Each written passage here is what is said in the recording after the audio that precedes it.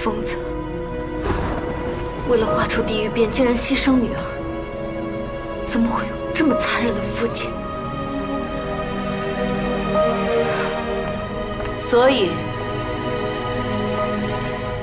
他才能画出真正的地狱。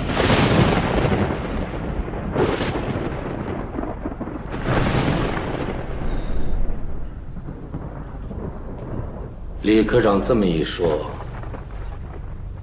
我还真看出来这是一幅地狱变。哎，你们说，这钱司令的宅子里弄这么副玩意儿干嘛？这不是引火上身吗？王处长，赶紧找人把他给铲了！哎，这王八蛋人哪儿去了？王处长，人呢？这王八蛋！王天香，哈，怎么这么吵？被他起火了！这要是门烧穿了，谁也别想活了！快看看窗户！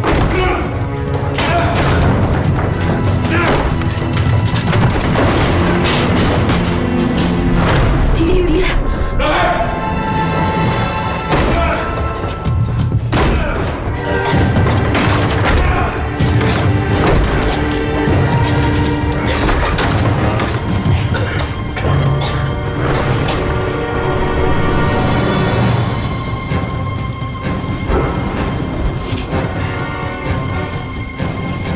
王翠香，你什么意思？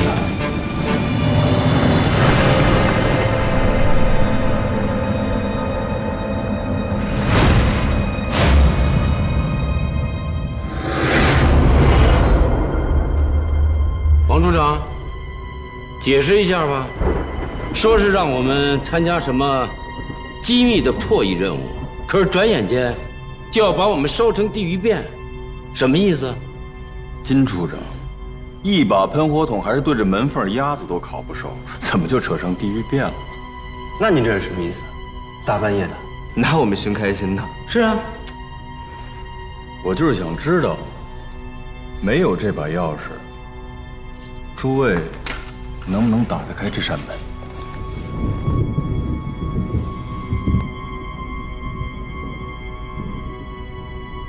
王处长，今晚不管谁有什么手令，违抗哪级军令，我他妈都要走，老子不奉陪。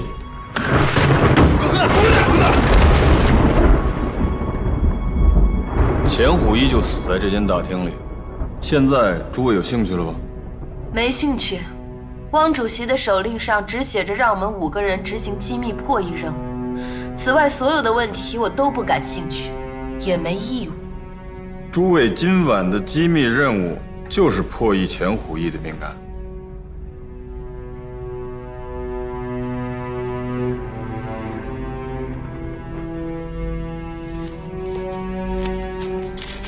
这是汪主席的另外一份手令，诸位可以看看。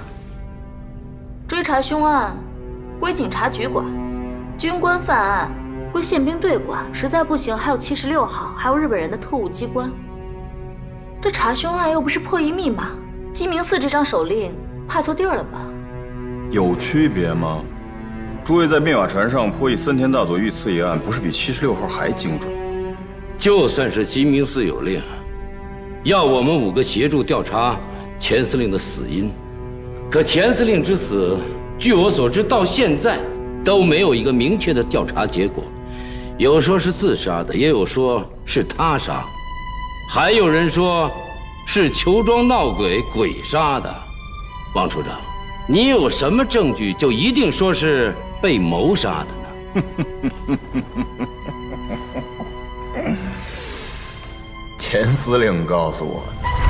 钱司令的尸体上只有心脏位置有一处伤口，并且刀柄上有钱司令的指纹。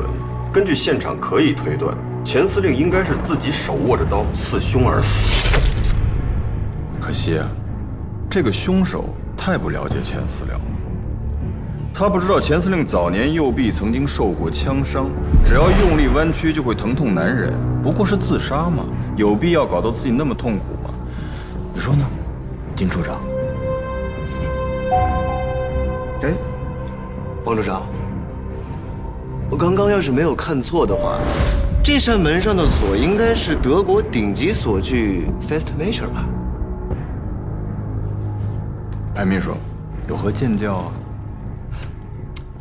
这所谓 Festmacher， 号称比哥迪乌斯绳结还难破解的顶级机械锁，就连盖世太保的顶尖间谍都拿它束手无策。钱司令生平谨慎，从房间到办公室用的全都是这种机械锁。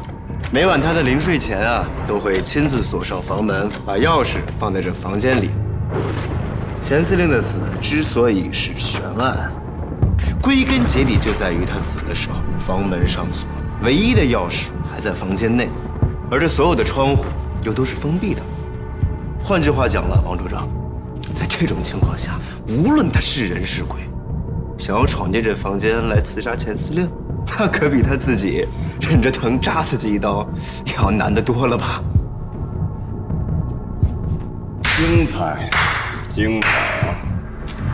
也就是说，白秘书，你还是认为钱司令是自杀了？那不然就是闹鬼了。诸位刚才都看见，我亲手把这扇门锁上了，所以你们都认为没有我手里这把钥匙，门就打不开了，对吗？就在10分钟之前，你差点把我们5个都烧死在这儿。这有顶尖谍报人员、破译专家、一流杀手，不照样还是打不开门吗？是吗？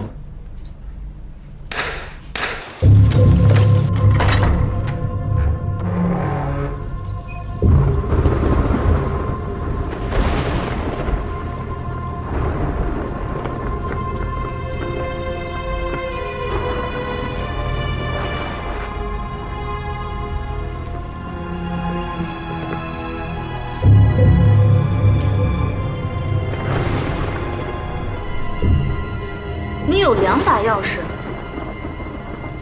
钥匙当然只有1把，这把是对面西楼的钥匙，这把才是这扇门的钥匙。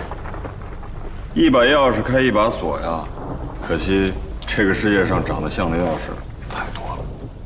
王处长，玩的一手好障眼法，但您能告诉我，这跟钱司令的死到底有什么关系吗？可惜，就是因为这么个小小的障眼法，钱司令丢了1条性命。大家一定觉得奇怪，钱司令为什么要偏偏睡在裘庄的大厅呢？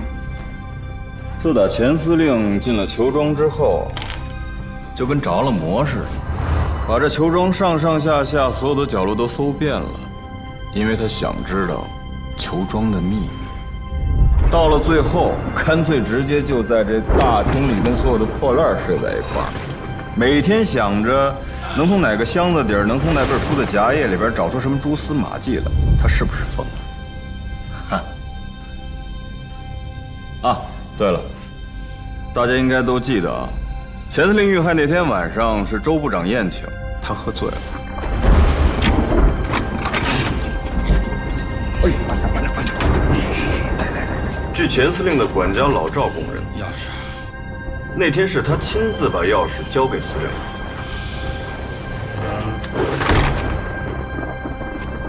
根据案发现场的照片显示，也证实了这一点。只不过不是开这扇门的钥匙。据我分析，真正的钥匙被管家老赵换走。可这钱虎一时喝多了，又不是死了，这么明目张胆偷钥匙，就不怕被人发现吗？就因为明目张胆啊，才不会引起怀疑。钱虎义已经醉了，就算发现，也会觉得是一场小小的失误。谁会因为一把换错的钥匙想到杀人呢？凶手进来自然也就顺理成章了。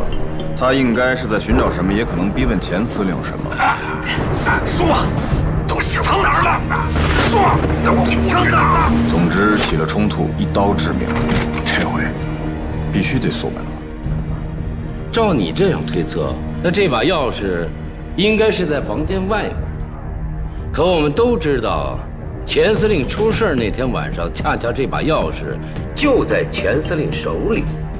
对吗？金处长，你还真是一针见血啊！此事的关键正是钱司令遇害当晚，钥匙就在钱司令手里。老爷，开门呐！钱司令，老爷，快开门呐！老爷，老爷，别敲了，把门给我拆了。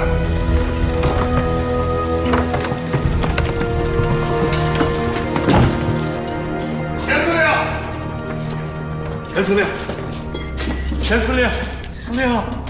这时，老赵趁机把真正的钥匙换回到钱司令的手里。所以钱司令不是自杀，也不是闹鬼，而是有小人弄鬼。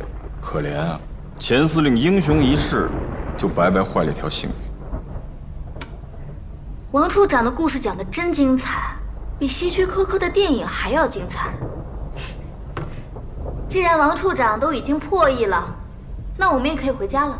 当然不可以，我破译的只是钱虎义被刺的方法，真正关键的问题还没有解决呢。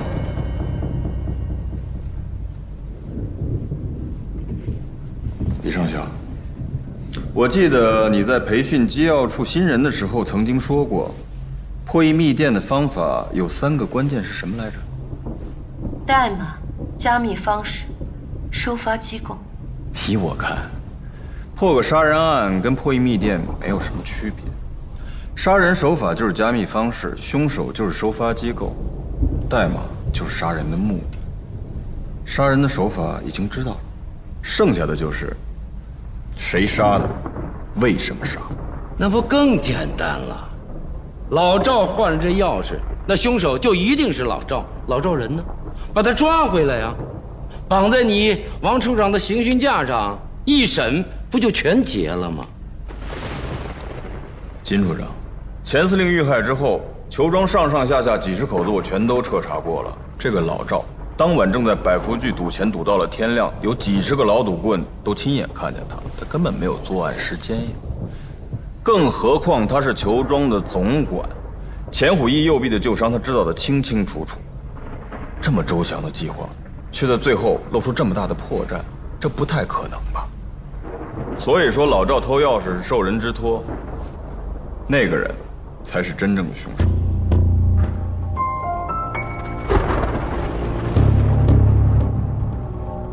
只要能让我回家，王处长说是谁就是谁，王处长说为什么就是为什么。真的吗？嗯。那依我说，凶手就在你们5个人之中。凶手就在你们当中。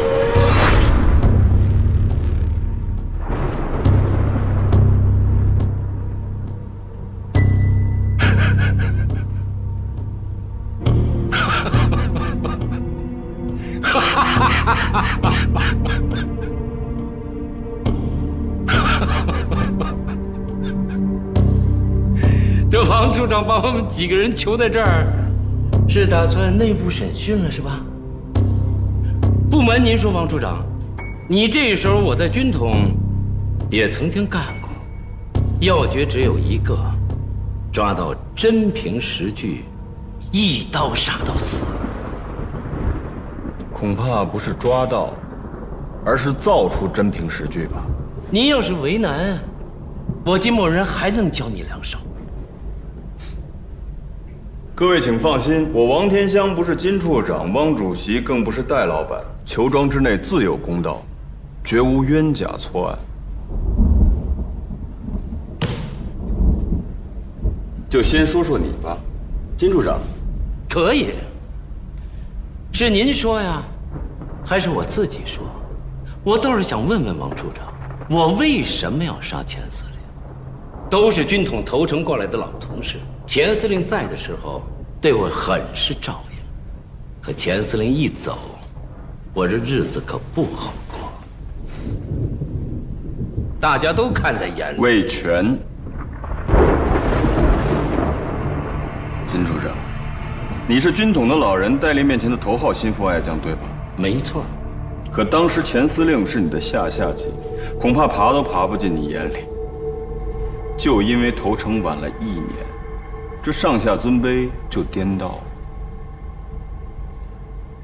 人呐，不怕头顶上有人，只怕头顶上那个人原来是在自己屁股底下的。钱司令对金处长你越是关照，金处长的心里越是窝囊。一个萝卜一个坑。钱司令死了，张司令上位，这副司令的位置就空出来了。金处长，机会来了。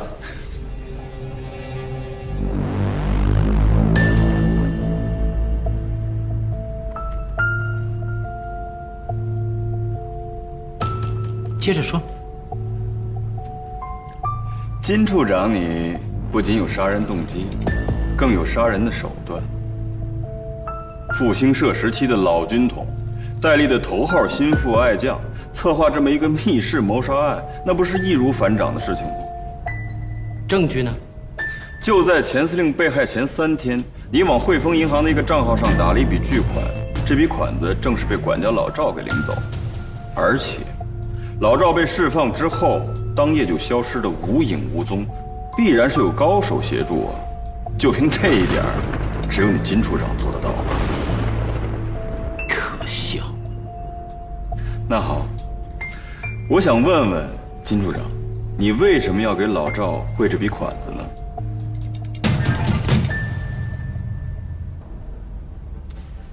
明白了，王处长。按照您的分析，钱司令死了，对谁最有好处，那么谁就最有嫌疑。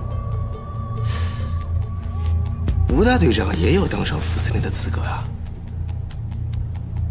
那我呢？我是张司令的人，钱司令死了，张司令上位，那我白某人自然也会得益。但如果这么一说的话呀，大半个司令部的人恐怕都有嫌疑了吧？财务处刘处长，那是张司令的妻侄；人事处赵处长，这还是张司令的姨表妹夫呢。白秘书，杀人动机不光是趋利，还有避害。就说白秘书你吧，张司令的红人儿，所见过目不忘，行事滴水不漏，人称司令部的档案柜。据说你那儿啊，谁的黑账都有，有没有钱司令？是不是就因为这个，钱司令才李四三番说要把你送到前线去当炮灰呢？到前线去当炮灰，那还有可能是九死一生。谋杀上司，这是必死无疑。哎，死了的上司就不是上司了，更何况你刚刚自己都说了，你是张司令的人。钱司令死了，张司令上位，你白秘书立下大功，怎么查凶手还不是张司令说了算？他不拿你，谁敢拿你？王处长，您现在这不是正把我当一个犯人在审了吗？由此可见了，张司令也没有能庇护得了我。白秘书，你这是在将我王天香的军呢？那好，咱们就说说，钱司令被害前5天，为什么一向负责球庄防卫工作的刘队长突然被调任，取而代之的却是和你白秘书一向甚密的何对付？刘中队那是高升，调令是鸡鸣寺下的。王处长，如果您再有疑问的话，问汪书记就好了。这才最值得怀疑啊，对不对？啊，小小一个中队长，凭什么需要用到鸡鸣寺来签发这张调令呢？这一纸调令后边，你白秘书下了多大功夫，你我心里都有数。吴大队，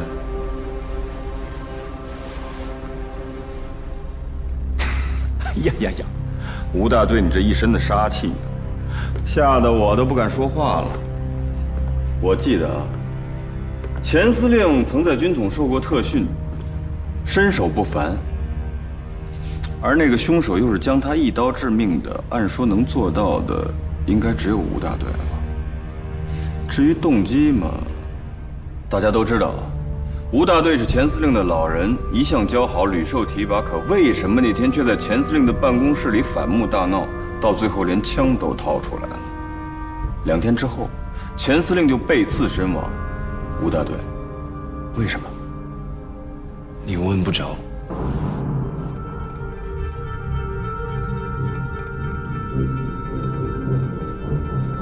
哎，这说来说去都跟男人有关系，跟我们没关系。玉姐，咱们现在回去还能补个好觉，走吧。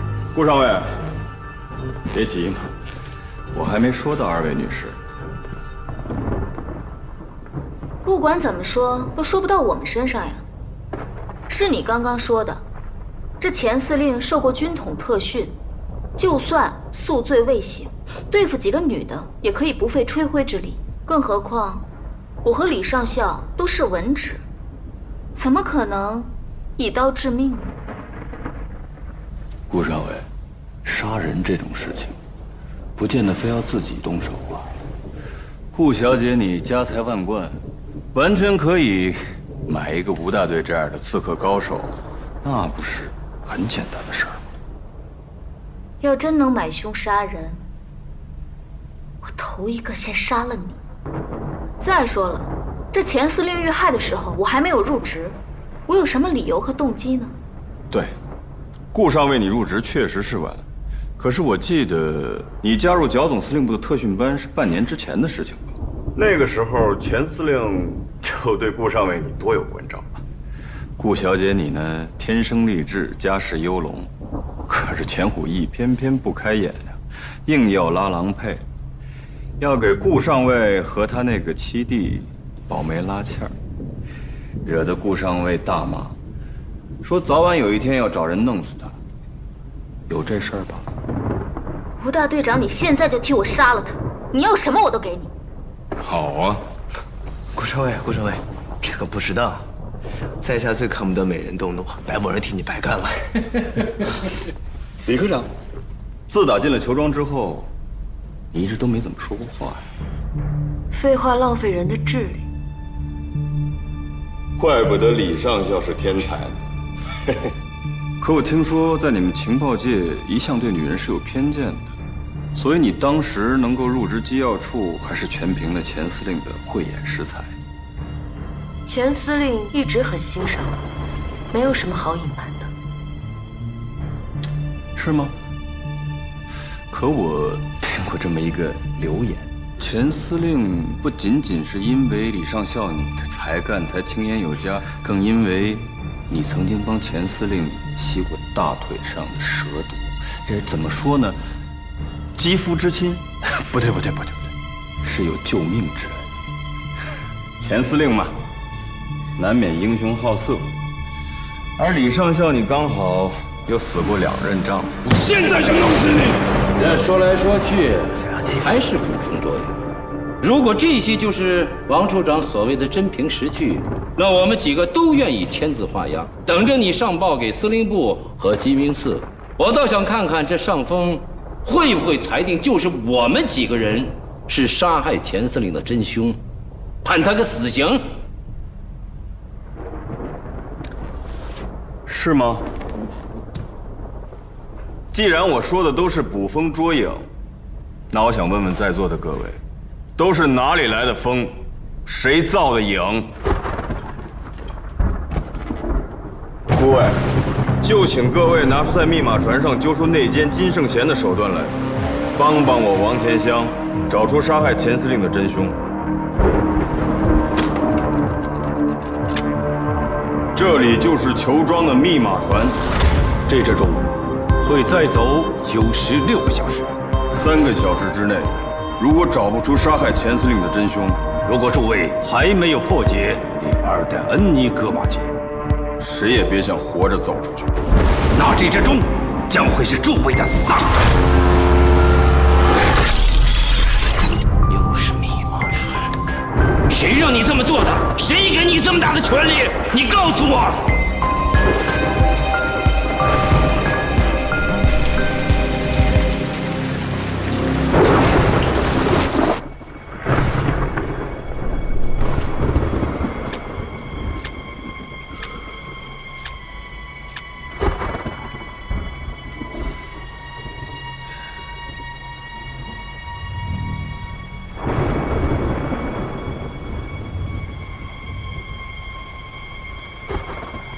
这王处长这么硬气，我估计除了汪主席的密令，这后边还有什么人给你撑腰吧？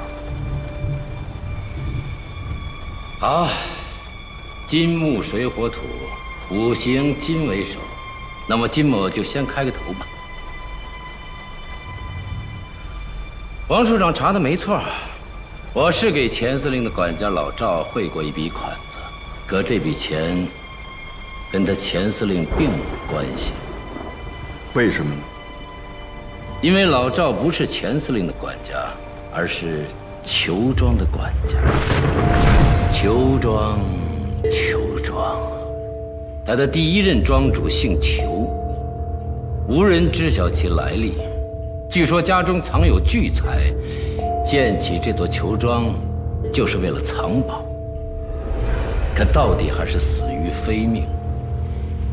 于是乎，这裘家败落，子孙离散。日本人占领了沪宁之后，这座裘庄几经辗转，才成了他钱司令的府邸。那金处长，你又为什么要收买裘庄的管家呢？我想请老赵帮我找人，是2个人。谁？一个是裘家的少爷，另外一个就是我的那位克星。仇人？不瞒诸位，这裘庄主之死和我金某还真有点关系。往事不堪回首，那是10年前的事儿了。那次的任务就是戴老板亲自交代的，抓捕中共头号间谍陆勋章。这位号称中共密码机的陆勋章，传闻对暗杀爆破、破译编码、营救几乎无所不能。哦，对了，他还极擅长易容改装，会逃脱术，所以被戴笠、徐恩曾多次锁定，却屡屡逃脱。但即便是阿克琉斯也有弱点，这位中共头号特工最大的弱点就是太爱表现自己，所以我就设计了一个他不可能逃脱的陷阱。我请到了当时欧洲最有名的逃脱大师，在他面前表演逃脱术，却留下了行内人显而易见的体验。同是逃脱术大师，他一定不会放过这个机会自仗其才，他会自己跳进这个铁箱来揭穿表演者的手法。可是谁也没有想到，还没等陆勋章跳入牢笼，这位神秘杀手他竟然先动手了。把我的诱捕计划，几乎是我20年职业生涯中最干净、最漂亮的诱捕计划，全打乱了。那后来呢？后来，这个陆勋章还是被我们的人抓捕了。经过2个多月的抢救，才开始能够说话。为此，他戴老板大怒。2楼隔壁包厢里的客人，不幸成了我金生活的替死鬼。隔壁包厢里的男人正是裘庄的庄主裘正恩。顶级粉钻价值连城，上海的富豪多，可富豪到这种地步的，也只有裘庄的庄主。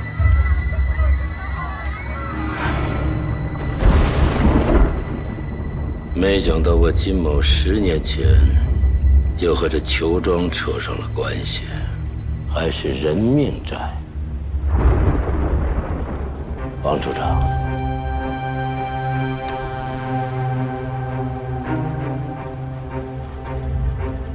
这是不是天数？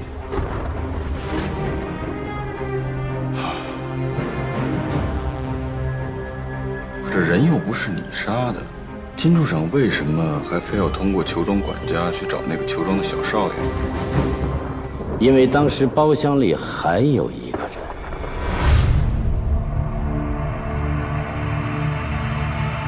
宝贝，你看那儿。所以说那声宝贝儿叫的不是老头，而是他们的儿子裘家少爷。所以金处长，你是想通过裘庄的管家找到这条漏网之鱼，然后再斩草除根吧？斩草除根可不是我金某人的风格。我真正要找的，是那位要斩草除根的间谍同行。正所谓杀亲之仇必不能忘，我相信只要那孩子看过那个人一眼，他是一辈子都不会忘记了。能够执行这么重大的机密任务，那一定是徐恩曾的顶尖高手。我只要一天不查清根由，我就一天认为这脑袋不是扛在我自己的脖子上。金处长，你这样一位大名鼎鼎的间谍捕手，想要调查一名中统的特工，会没有别的办法吗？这样的说法，谁会信呢？王处长出身草莽，对军统、中统的特务人员管理大概是一无所知。没关系，今天我就来教教你。这是老蒋他定下的规矩，只要是间谍，身份档案，它的等级分为3种，密集最高的，他根本就没有档案，几乎是个隐形人。再加上军统、中统隔绝如山，你让我去查中统的一个高级特务，这不是找死吗？理解理解。金处长当年被逼投诚，正是因为军统中统之争嘛。那金处长，你花了大价钱买通裘庄管家，想必那位少爷已经找到了吧？是谁呀？他只告诉我这孩子是找着了，但一时不能见我。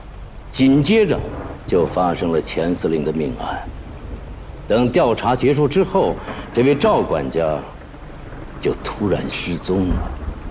王处长，我的自白已完，您看着办吧。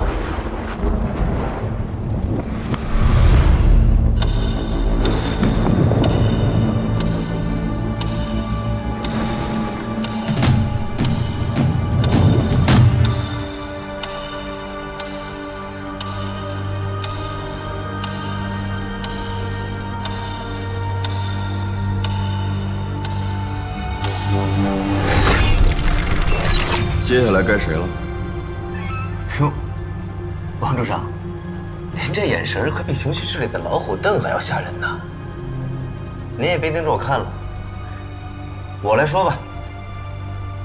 钱司令之所以3番5次的把我扔到前线去当炮灰，不是因为我手里捏着什么他的黑材料，而是因为我发现了一份假材料。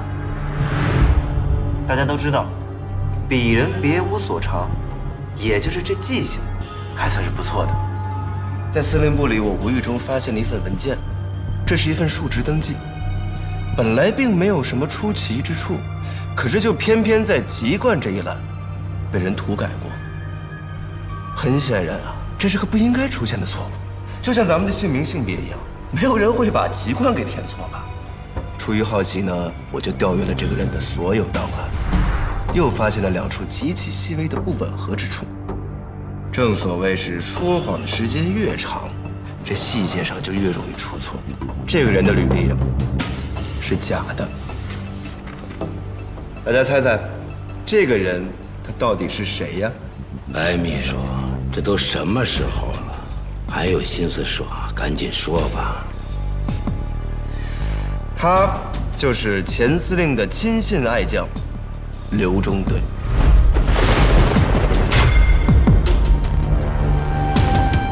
白秘书，接着说。后来我忍不住嘴贱，就试探了刘中队几句，可没想到，这就犯了钱司令的大忌啊！所以你就通过张司令把刘中队调走了？不，这纸调令是钱司令亲自活动鸡鸣寺，这才拿下来的。鸡鸣寺亲自发的，你是不是奇怪？调动一个小小的中队长，我这当司令的完全可以办得到，为什么非要经过鸡鸣寺？说实话，我也不清楚。这世上有太多的事情搞不明白，也不能搞明白。好奇害死猫，糊里糊涂的人命大。是。还有一句话，让一个人消失有很多种办法，其中有一种就是狗剩。正所谓是好奇害死猫啊！钱司令之举就更让我好奇了。这个刘中队，他到底是个什么身份？我不过是无意中发现他的履历造假。说实在的，这种事情在司令部里也绝非个例了。但是，为什么还犯了钱司令的大忌呢？我只是个小小的机要秘书，事关上峰心腹的事，我可是无论如何都不敢多插一句话的。钱司令还是要大费周章的把刘中队调走。还有，刘中队年纪轻轻，一无背景，二无资历，为什么会深得钱司令的厚爱呢？前思后想啊，反常，实在是太反常了。白秘书，这刘中队是不是叫刘克成啊？顾上尉入职不久，也知道他的大名啊。这钱司令给我拉的郎根本就不是他的七弟，而是这个无名小卒刘克成。怪不得凤凰配鸡，我要是顾上尉，也得买凶杀人。看来这个刘中队的身份背景的确不简单，值得上我白某人的一条性命，也值顾成王的万贯家财。王处长，你是信也好，不信也罢，事实的真相就是这样。就算你真把我弄到老虎凳上，我也只能讲出这么多了。好，接下来归轮到吴大队了吧？您曾与钱司令在办公室关门大吵，甚至还威胁说要杀了他，为什么呀？因为他要我杀一个人。谁？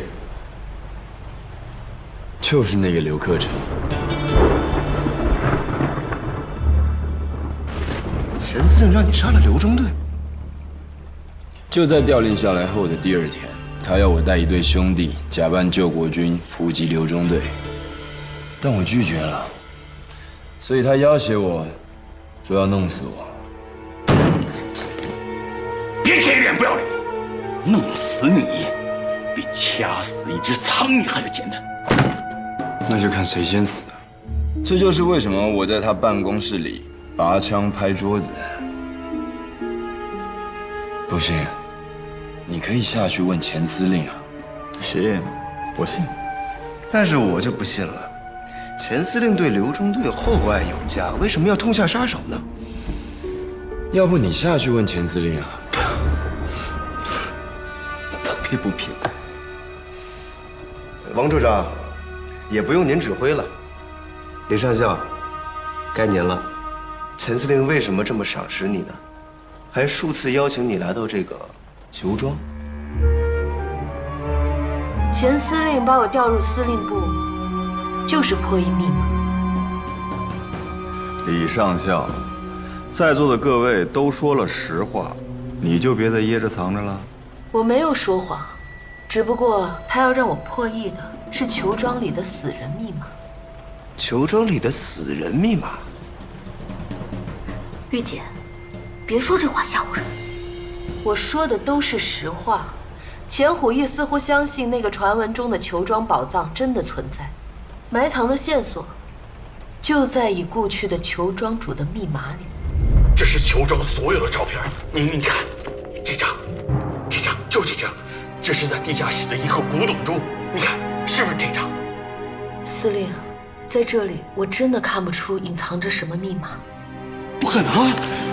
你再帮我好好看看。啊，对了，就在这个球庄里面，就在这间房间。还有这里，在某一个房间的一个摆设里面，一个小小的细节里面就藏着密码呢。这幅壁画倒是价值不菲。对，就这幅画，我一直觉得它有问题。你帮我好好看看，是不是就在这里面？钱司令，整个球庄东楼我都亲眼看过一遍了，实在没有您口中所谓的什么密码。依我看，您还是不必白费力气了，不必寻找一份并不存在的东西。不会的，不会的，不会的，不会的！富可敌国，拒父为兄。他不可能没有想到，这些万一6天遭到了不测，他帮你家人留点线索吧。我知道。这么说，钱司令临死之前一直在寻找这笔巨财。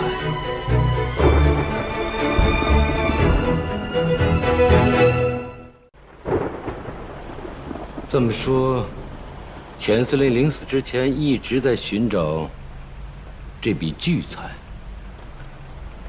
西方医学上管这种脱离实际的幻想行为叫做妄想症。哦，这裘庄宝藏可不是什么妄想。就像这样的顶级粉钻，是妄想吗？这裘庄的宝藏，我认为它一定是真的。就算是万贯家财，也早就被他的家人瓜分了吧？还能等着钱司令来找？没有瓜分，就在裘庄。钱司令这点个人爱好，王处长这么清楚？哈，我怎么会清楚？听说，都是听说的。当年在江湖上行走的时候，听过一些传闻嘛。裘老庄主在上海意外身亡，只留下一个不争气的大少爷，守着偌大的家产，坐吃山空，整天在庄子里找什么老爹留下来的巨财。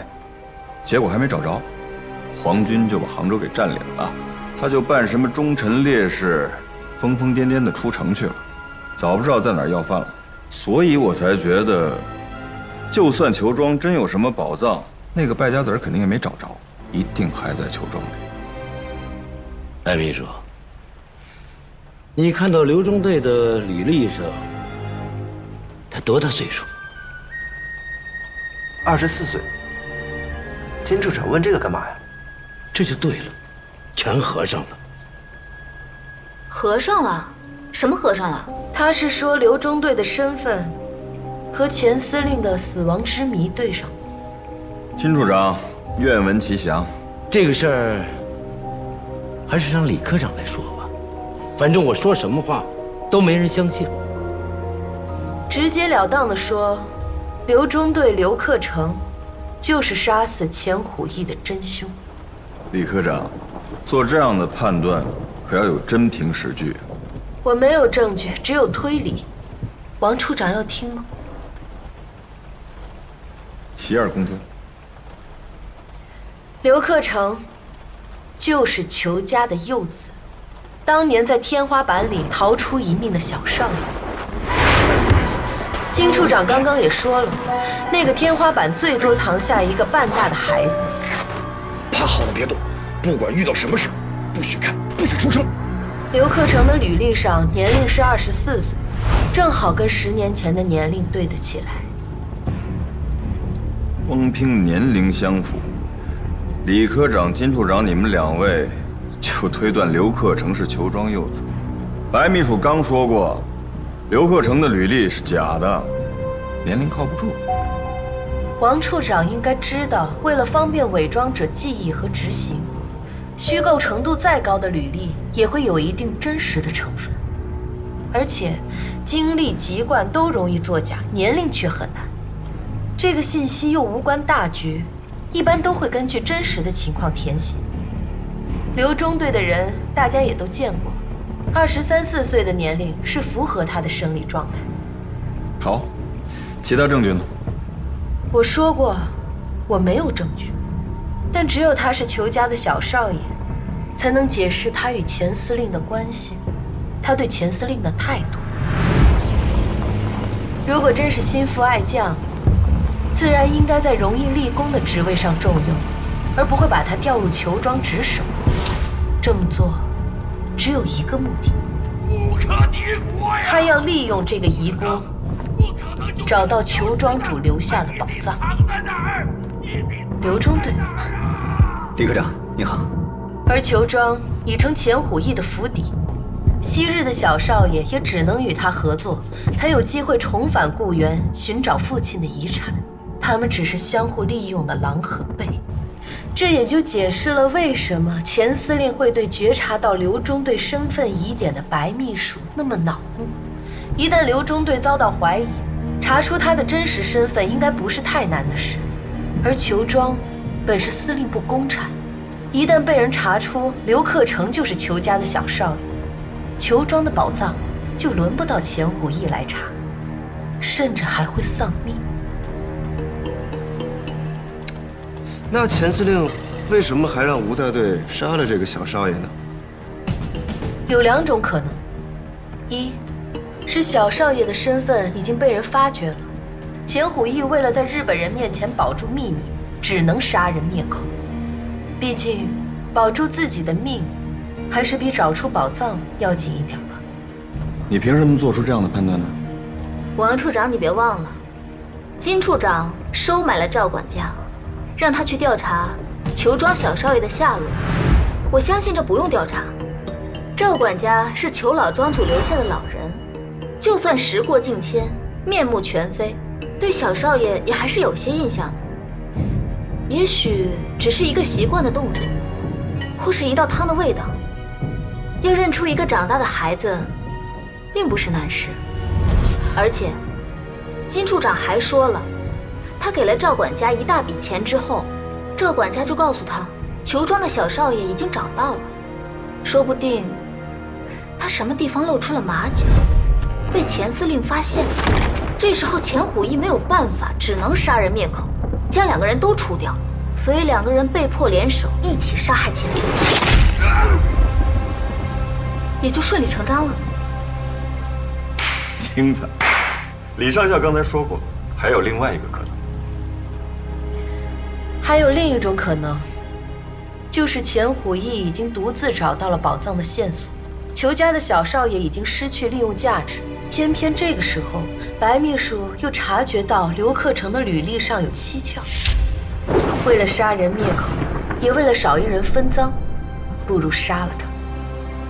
也许这位一直留守裘庄的老管家，从来没有背叛过裘家，一直等待着这位小少爷回来保护他。既然钱虎义出尔反尔，动了杀心，他们也只能先下手为强了。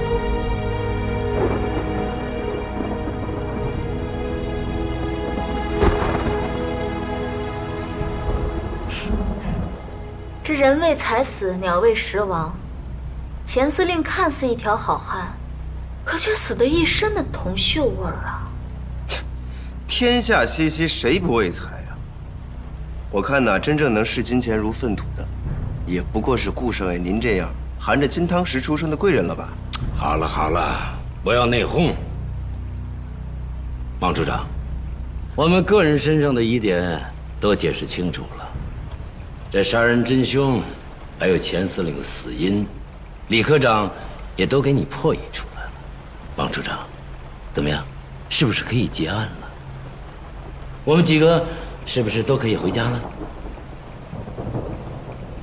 大开眼界，诸位高才实在令田香大开眼界。五位，你们都不能离开裘庄。真正的隔离审查从现在开始。隔离审查？对。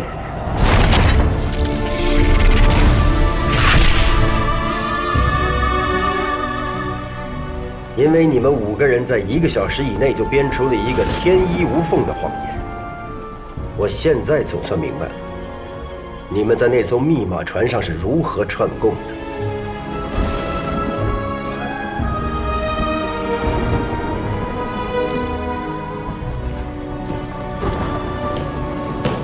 报告龙川大佐，你交给水下的任务已经全部完成，这5个人都是伪造证词、勾连串供的高手，绝对不能信任。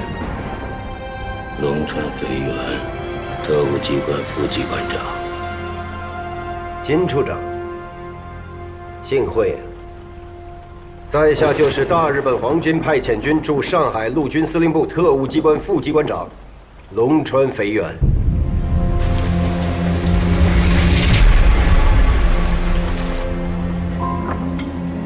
诸位慢慢享用吧。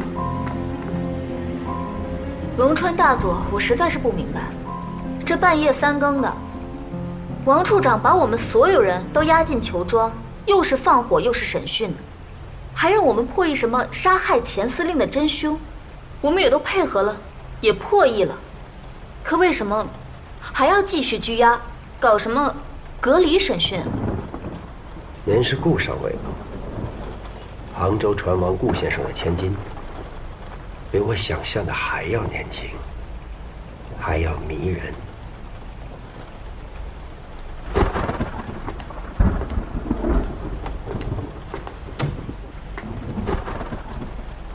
小梦，拂晓前的一场梦，多好的名字！可惜你这么一个家人，也上了密码船，甚至涉嫌杀害森田大佐。森田大佐的命案，王处长已经审结了。你们是玩命的，玩命的！真凶是苏联特务金圣贤。大佐，您还真是爱开玩笑。金处长，能否告知在下，要练成那样吐烟圈发密码的绝技，需要抽掉多少只血痂？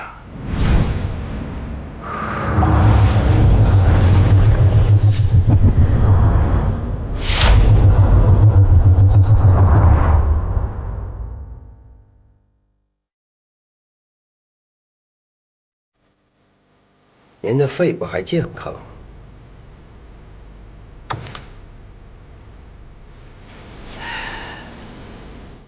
行了，各位都不要再打哑谜了。其实你们心里都很清楚，金圣贤并不是杀害森田大佐的真凶，他只是一个情报黑市、倒卖牟利的小人，也不是什么苏联的特务。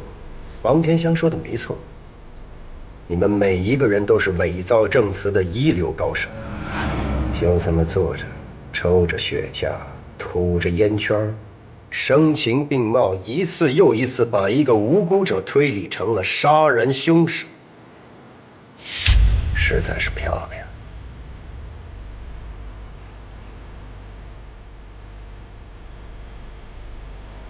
我详细的阅读了当夜你们的记录，5个人的证词配合的天衣无缝，谎言很少能有这么完美。你们是怎么做到的？真的是心有灵犀吗？我苦思不得其解。幸亏了那封囚庄的电报，让我想到了这个办法，请大家来囚庄，再破一次钱虎义的命案，好让我从从容容地领略一番你们究竟是怎么串供的。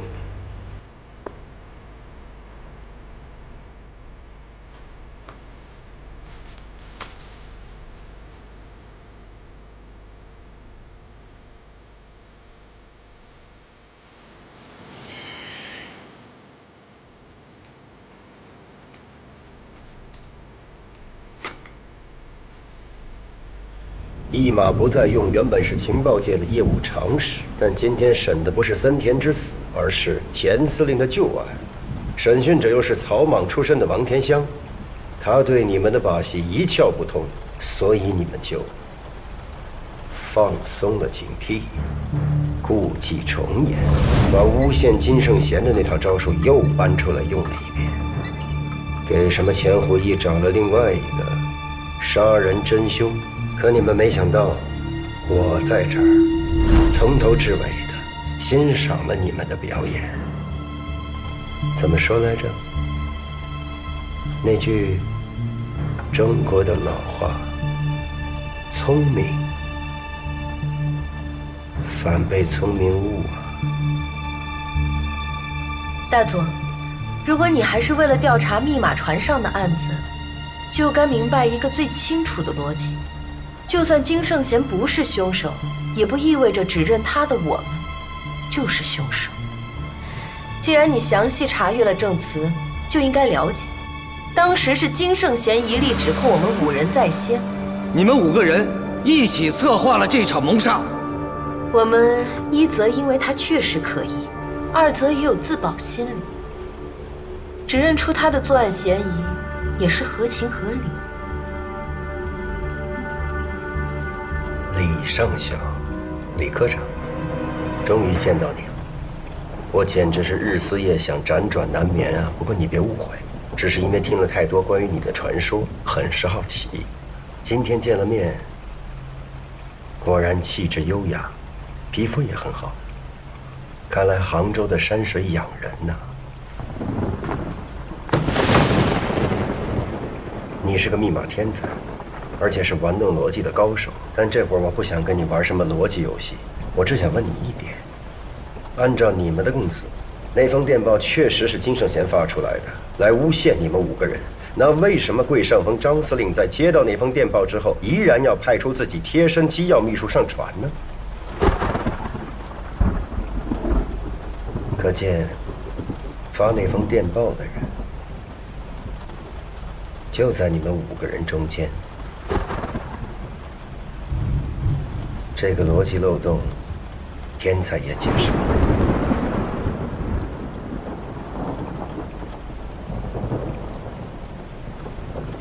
不过诸位请放心，今天请大家来求庄，不是为了审什么钱虎一的命案，也不是来清查森田之死。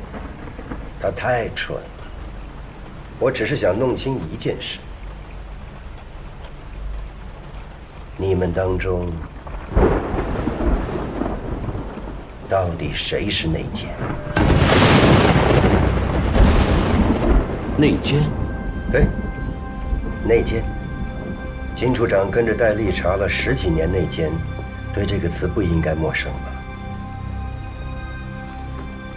你是说我们5个人当中有内奸？这话从何说起？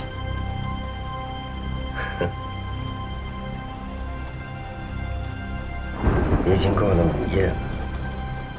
今天是公元1941年6月22日，按照李科长在船上获译的那封德军密电，就在今天，德国人要对苏联人有所行动了。恭喜大家，这份生死攸关的情报成功地传递出去了。只可惜呀，螳螂捕蝉，黄雀在后。情报是传递出去了，但传递情报的人被我方的黄雀嗅到了风声，所以你们这条情报线暴露，而且还暴露了自己的身份——中共的高级间谍老鬼。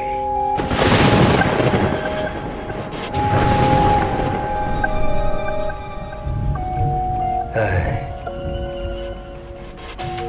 遗憾的是，黄雀没有掌握足够的信息，但是他可以确定一点：情报是在船停靠当天传递出去的。能够接触到这份情报内容的专家，在船上已被三井杀掉大半，金圣贤也被羁押，剩下为数不多的人当中，也包括你们5个人，就有一位是中共的特务老鬼。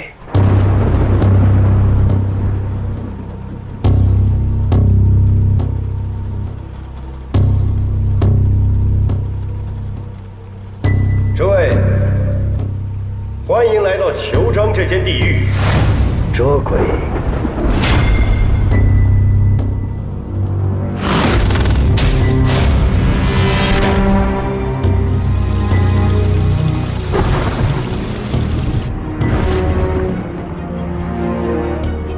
根据你们在船上破译的军报，德军很可能在最近几天就要攻占苏联。德军的加密手段直接关系到战争的全局，这才比任何一个任务都更有价值。不管是金圣火还是李宁玉，至少今天他们2个还没有从根本上怀疑你，你暂时还是安全的。但假如试探者另有其人，你是否已经在他们眼中暴露了，我们还不得而知啊。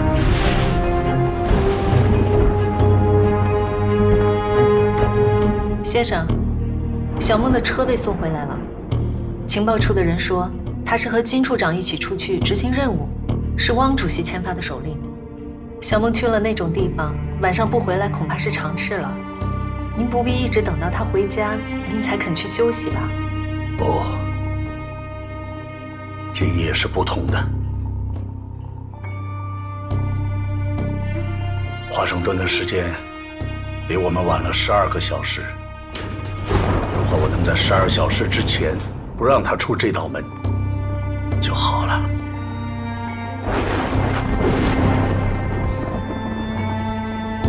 怎么，先生？您的意思是，小梦她有危险？您在哪儿得到的消息啊？不必任何人告诉我，我是他父亲，我知道。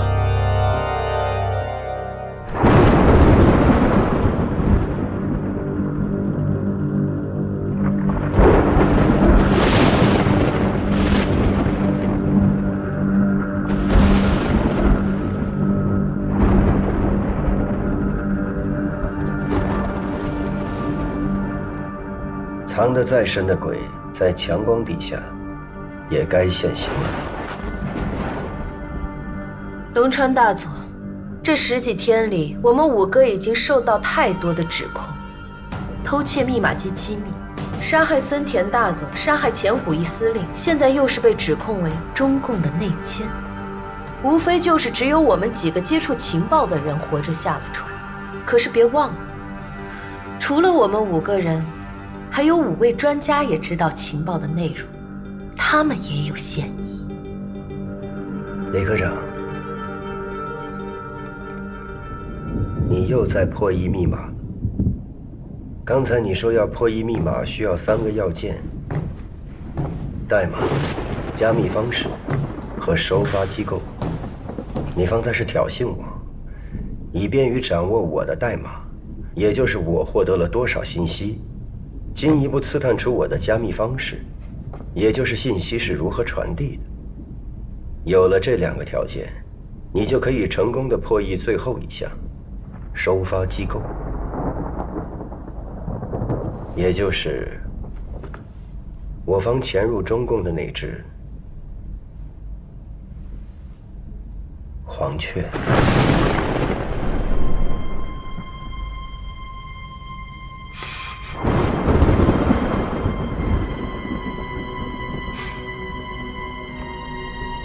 你不使用香水，这对于一个谍报人员来说是个好习惯。龙川大佐，你是在指控我，还是在侮辱我？都不是，在试探，相互试探。不过你过关了，因为你刚才的心跳，也就是我方潜入中共的那只黄雀，很正常。故弄玄虚是宫廷小丑的拿手好戏。你看，你又在挑衅我，你想激怒我，让我泄露更多的信息。哎，你刚才不是质问我，还有5位其他方面的专家也知道情报的内容，而且他们活着下了船，为什么我单单断定老鬼在你们5个人中间？愿闻其详。你们在座的5个人当中，每个人身上都有老鬼的疑点。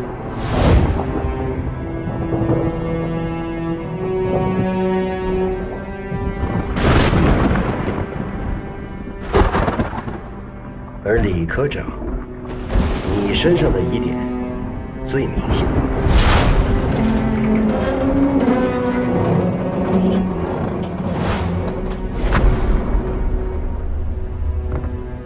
我真是好奇，为什么你一定要求把所有的专家都集中到会议室来见证你破译2代密码机是否成功呢？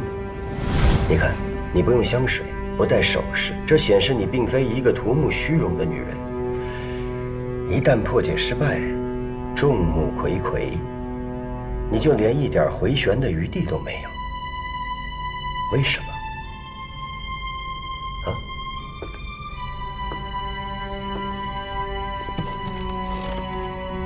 为什么？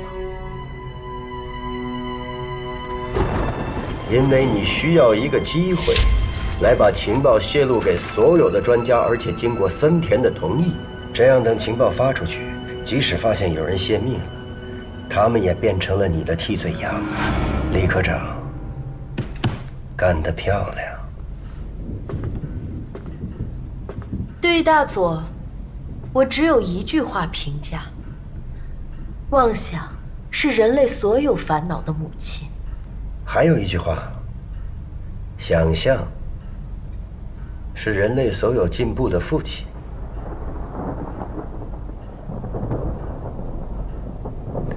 顾上尉，我说的对吗？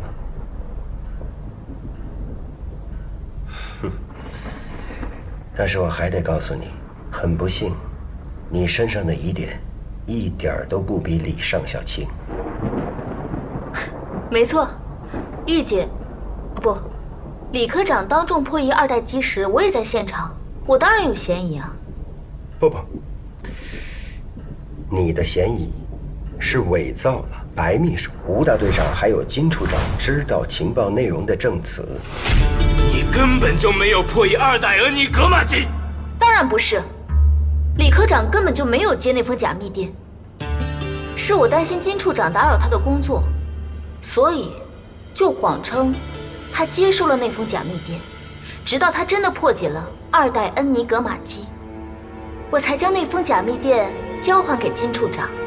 当时白秘书和吴大队长也都在现场啊。撒谎！我没有，当时就是我们4个，一个都不少。当我看到金圣贤和3警关于这一段的供词的时候，我觉得好奇怪呀。伪造密电，这是足以受到内部惩罚的大罪。金生火和吴志国一向不和，而且得不到张司令的信任，他为什么偏偏要当着白小年和吴志国的面拆开那封假密电呢？把自己的把柄生生地塞给别人手里？那只能说明你的这段供词是假的。你这么做就是为了扩大知道情报人的范围，以证明5个人都有泄密的嫌疑。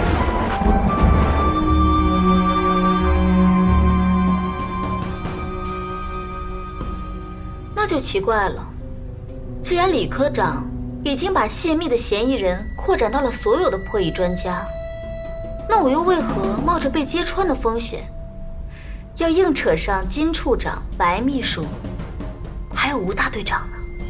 也许因为老鬼要潜伏在剿总司令部里，早早晚晚泄密是会出现的。不如趁这个机会找一个替罪羊，这单买卖划算。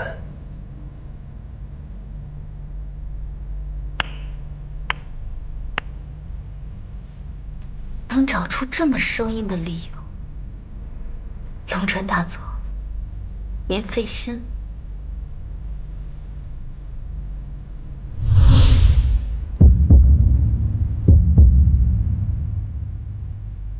怎么？您刚刚说话的时候，我的心跳变快了吗？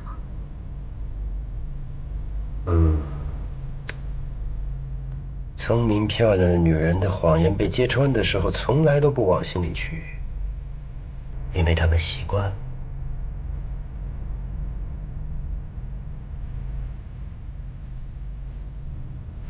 陈渊终于得雪，多谢了大佐。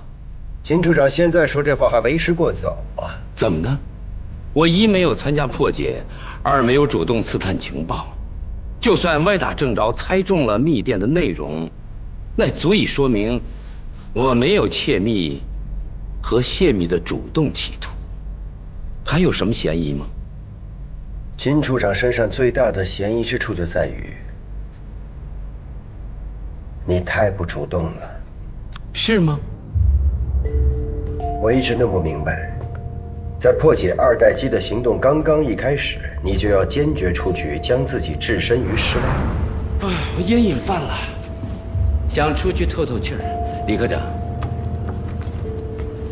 金某无能，就养正5年了。可万一李科长失手了呢？李科长就是失了手，我金某人也于事无补。作为机要处的主管，剿总司令部此次行动的负责人，居然对破解任务避之不及，这不是太可疑了吗？不瞒你说，密码机事关军部特级机密，我们的情报部门根本就没有派人去破解。这是我的错。我应该向大佐道歉。不，你不逼人害怕。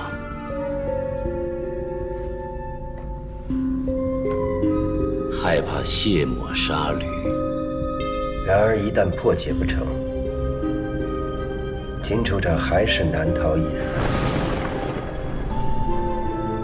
如果诸位还没有破解第二代恩尼格玛机，那这只钟将会是诸位的丧钟。我们机要处3个人精诚一致，以自己的性命来赌这个局，您看够吗？没错，这话是我金某人说的，因为我相信李科长的能力，他绝不会失败。另外嘛，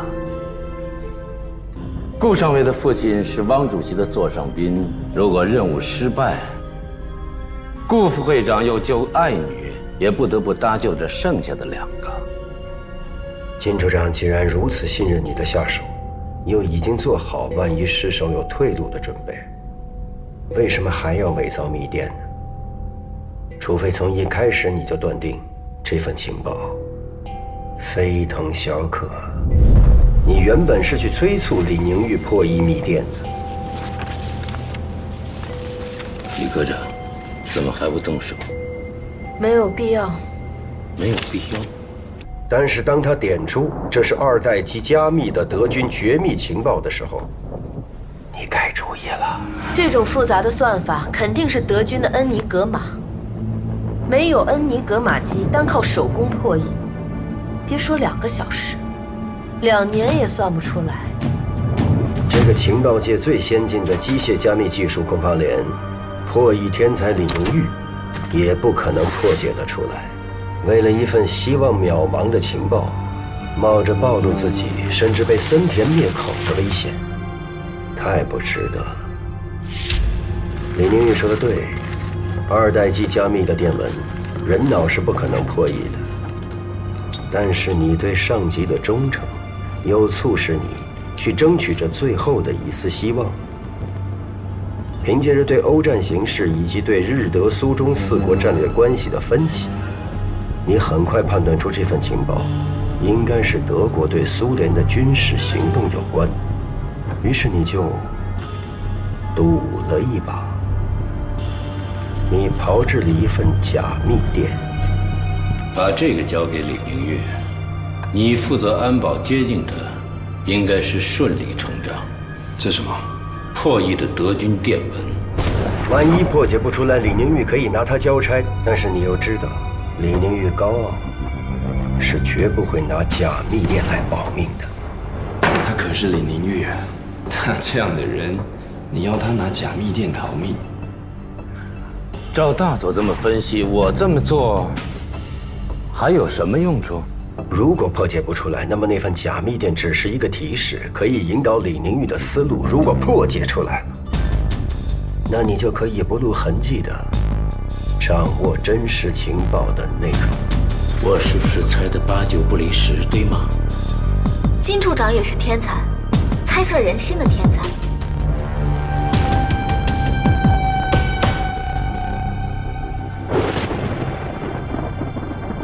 金处长，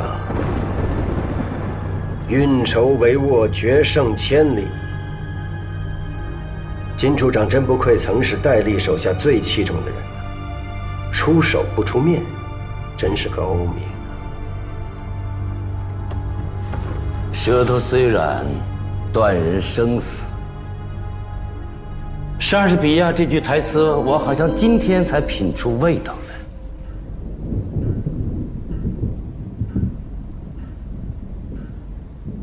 龙山大佐，您就别费心思在我身上找疑点了。我在破译完成之后才上传的，再加上您刚刚亲口都说了，顾上尉捏造了我和吴大队也知道情报内容的证词，所以从头到尾我根本就没有机会接触到情报，更不可能是您说的什么老鬼。说得好，白秘书。就时间而言，你没有可能窃密。但是如果情报是你发出去的，这就说明老鬼是2个人，一个是你，一个就是吴大队长。吴大队长，裘庄那份电报是你发的。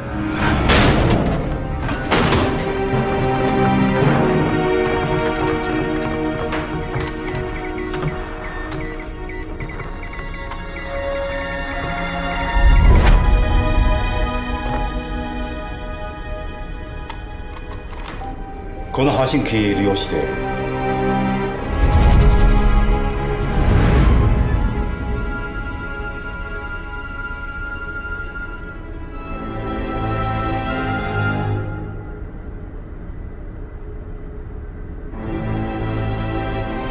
极度专业的杀人手法，极度挑战体力和应变的藏身方式，这整条船上，只有你吴大队长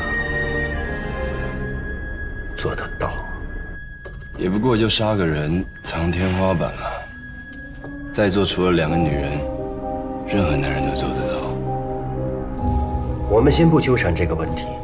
如果，只是如果。情报是你发出去的，你就知道这份电报一旦到了司令部，就一定会落到张司令最信任的机要秘书，也就是白秘书手上。也许这是你们发的一个暗号呢。向你的同志发出了警报，船上有一封非常重要的情报要传递出去，但是你无法保证自己能够活着下船。于是，白秘书就上船了，而且是在密电刚刚破译出来，就迫不及待地赶来了。怎么是他？昨天的电文里，你到底写了什么？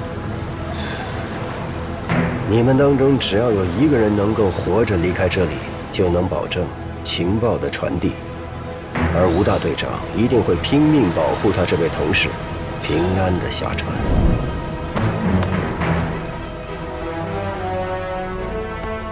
精诚团结，合作无间。日本共产党比起贵党同志的作风，差得太远了。一派胡言。一派胡言，是吗？平心而论，我的分析，你们是不是每个人心中的疑点都已经找到了各自的答案？我是不遗余力的试图救你。你倒也是不遗余力的多次想害我金某，但请记住，一处一错是动机问题，多处一错是技术问题。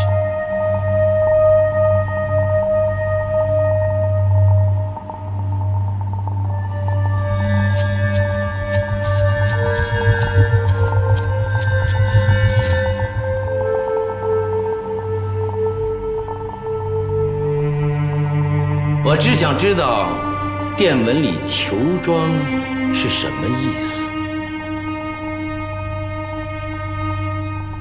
这“裘庄”2字，大概就是吴大队长对张司令念的一道紧箍咒。简直是无稽之谈。给司令部的电报发了吗？放心，张司令他一定得来。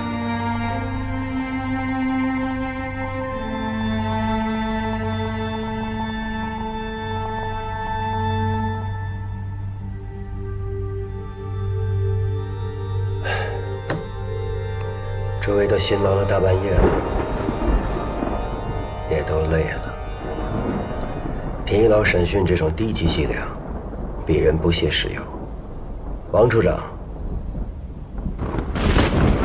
房间准备好了吗？啊，报告大佐，房间都准备好了，5位的行李也都安顿好了。好极了，那大家就回去吧，好好休息。也许一觉醒来，突然想起了某个疑点，你们来找我举发，我们就揪出老鬼。我向你们保证，只要找到老鬼，剩下的人都平安。不然的话，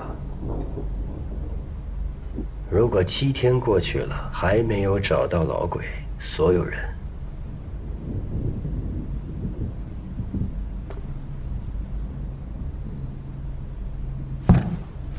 都得死。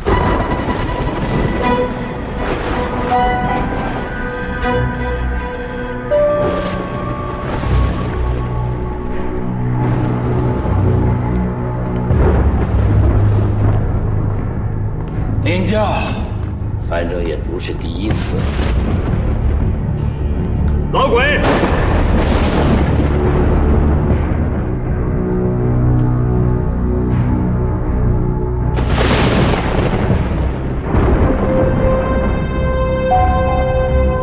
别以为这里是密码船，是你们的机要处。只要咬紧牙关就可以有惊无险。记住，这里是囚庄，是你们的法庭、你们的监狱、你们的刑场。不要抱任何幻想能够活着离开这里。也许早些求死是种解脱。诸位晚安，做个好梦。